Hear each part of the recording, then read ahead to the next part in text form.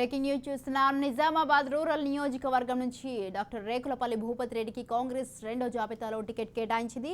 భూపతి రెడ్డికి పోటీగా కాటిపట్టి నాగేష్ రెడ్డి తుది వరకు టికెట్ కోసం తీవ్ర ప్రయత్నాలు చేశాడు. కానీ టికెట్ దక్కలేదు. దీంతో ఆయన కేడరు ఒకంత అసహనం ప్రదర్శించారు.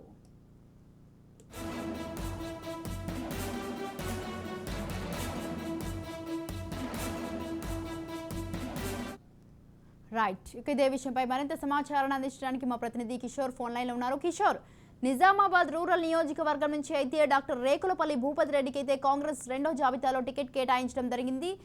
దీనికి సంబంధించి మీ దగ్గర ఉన్న అప్డేట్స్ ఏంటి?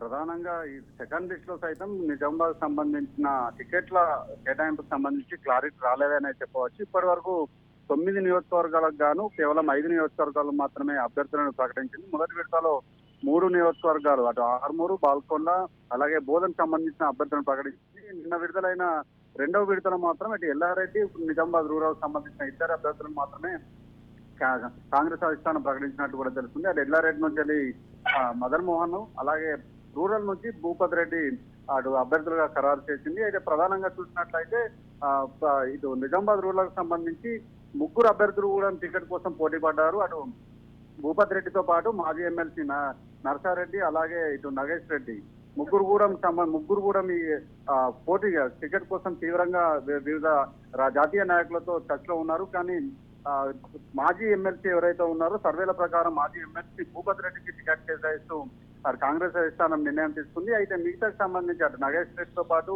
అటు అర్చల్ రెడ్డి కూడా ఇటు భూపతి రెడ్డికి టికెట్ ఇవ్వడంపై అటు అసహనం వ్యక్తం చేస్తున్నారు. అటు ముఖ్యంగా నగేష్ రెడ్డికి సంబంధించిన కార్యకర్తలు కూడా పూర్తి స్థాయిలో నిరసన వ్యక్తం చేస్తున్న పరిస్థితి మాత్రం కనిపిస్తుంది. దీంతో పూర్తి స్థాయిలో అటు రానున్న రోజుల్లో అటు భూపతి రెడ్డికి కాంగ్రెస్ కార్యకర్తలు అటు నగేష్ రెడ్డి వర్గం సపోర్ట్ చేస్తుందా లేదా అనే దానిపై ఇటు విషయం నెలకొందని చెప్పవచ్చు. Right, thank you Kishore, thanks for the details.